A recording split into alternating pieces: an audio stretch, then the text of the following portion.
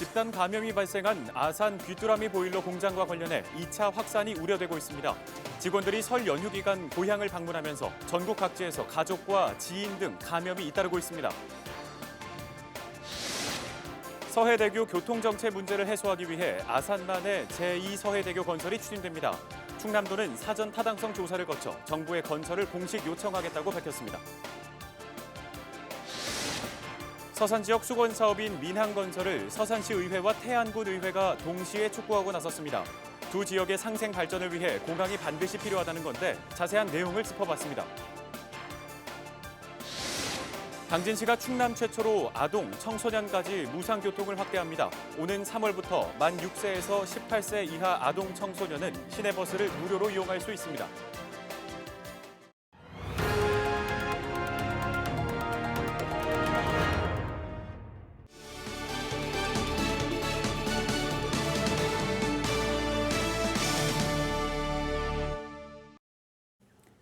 시청자 여러분 안녕하십니까? 헬로티비 뉴스입니다. 코로나19 집단 감염이 발생한 아산 귀뚜라미 보일러 공장과 관련해 2차 확산이 우려되고 있습니다. 17일 오후 4시 기준 누적 확진자는 121명으로 집계됐습니다.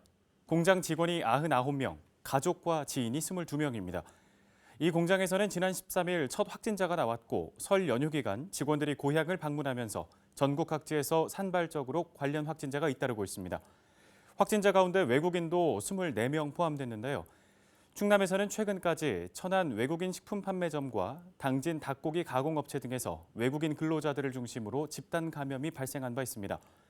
충남도와 각 시군은 100명 이상 근무하는 사업장을 대상으로 긴급 방역 점검을 실시하고 외국인 근로자와 체류자에 대한 전수 검사를 할 방침입니다. 다음 소식입니다. 서산 지역의 수건 사업 중 하나가 민항건설이죠. 사업이 지지부진하자 지역에서는 추진을 촉구하는 목소리가 커지고 있는데요. 특히 서산의 이웃 지역인 태안도 한 목소리를 내기 시작해 그 배경에 관심이 쏠리고 있습니다. 한범우 기자입니다. 전국 광역지자체 가운데 유일하게 민간공항이 없는 충남. 서산 군비행장을 활용한 민항 유치를 5년째 추진하고 있지만 난항을 겪고 있습니다. 국토부 사전 타당성 조사에선 경제성이 입증됐지만 지난해 기재부 심사 대상에서 제외된 겁니다.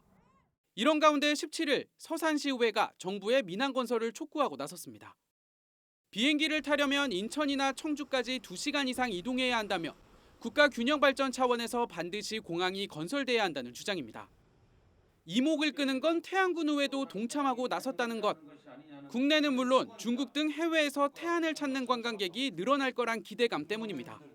공항이 들어서면 대표 관광지 안면도까지 차로 30분 안에 갈 수 있습니다. 태안군은 관광객 1000만 시대를 맞고 있습니다. 지금 그 관광객을 2000만 시대로 늘리기 위해서는 해외에서 유입되지 않으면 쉽지 않습니다.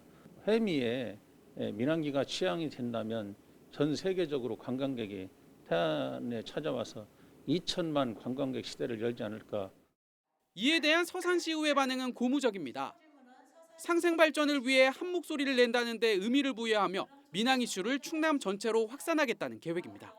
같은 날 한번 건의문을 좀 채택을 해서 좀 이슈화를 시키면 어떻게 되냐는 얘기가 협의점이 돼서요. 오늘 같이 함께 결의문을 채택을 하게 됐고요.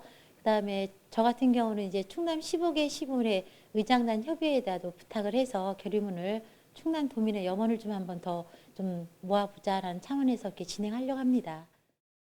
민항건설을 위해 넘어야 할 산은 만만치 않은 상황.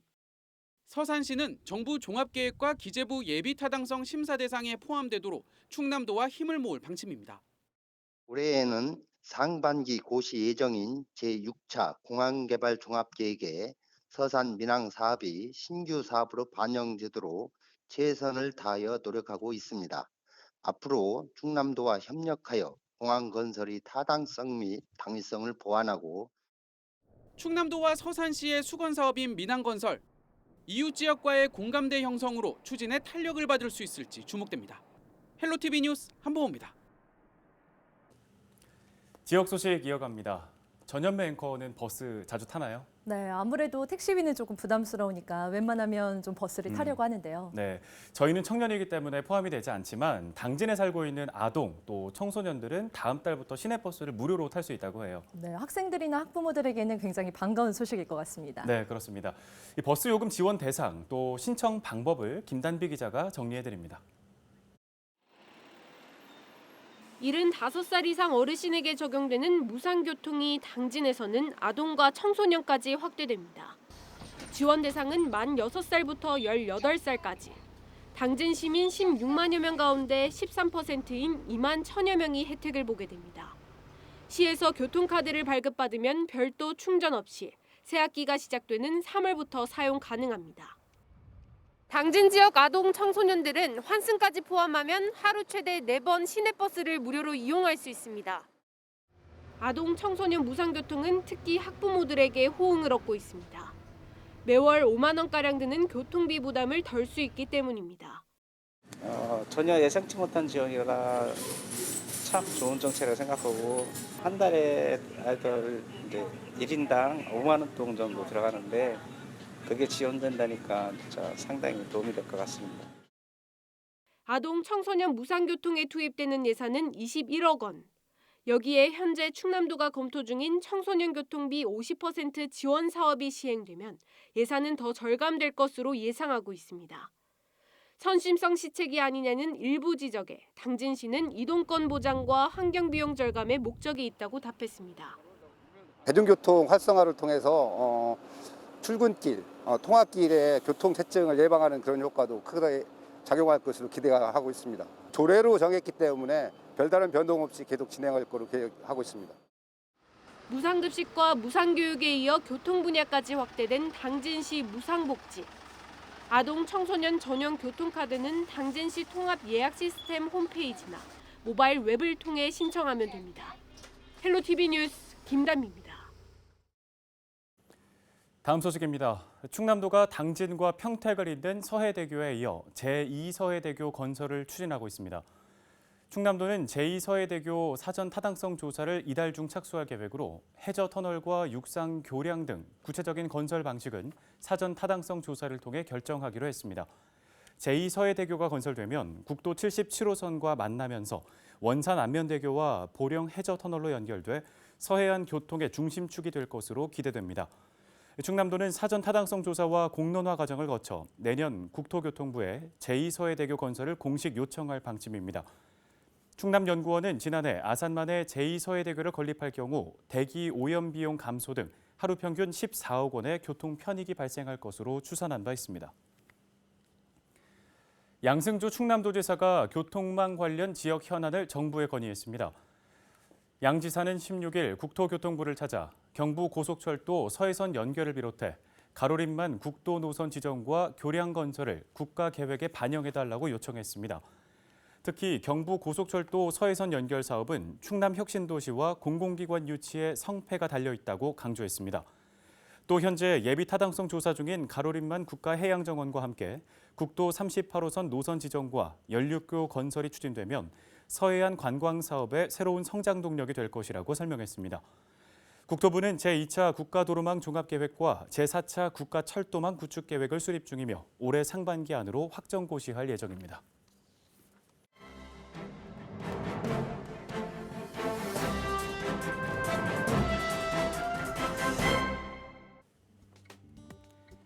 신문브리핑 충청투데이 기사입니다.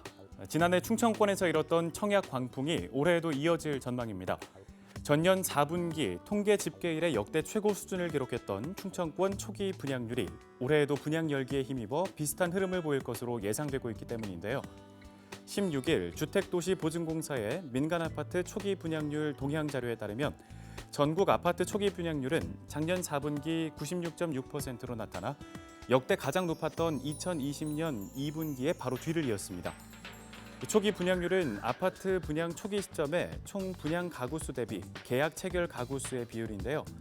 주택도시보증공사가 주택 분양 보증서를 발급받은 뒤 입주자 모집 승인을 받아 분양한 30가구 이상의 전국 민간 아파트를 조사 대상으로 합니다.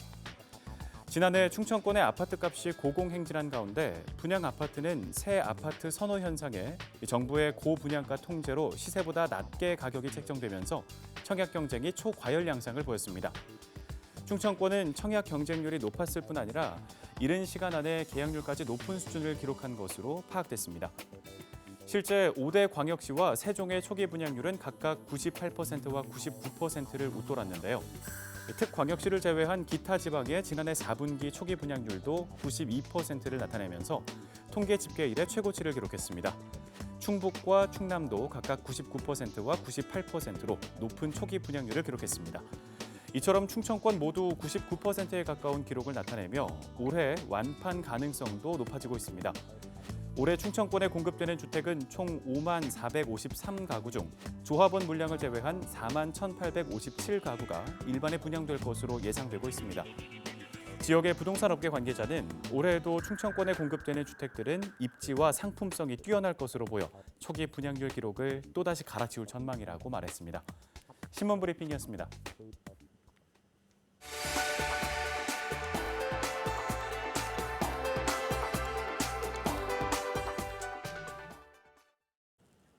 당진에서 코로나19 확진자 2명이 추가 발생했습니다. 먼저 당진 239번 확진자는 집단 감염이 발생한 닭고기 가공업체 한국육계유통 관련 접촉자며 자가격리 해제 전 검사에서 17일 양성 판정을 받았습니다.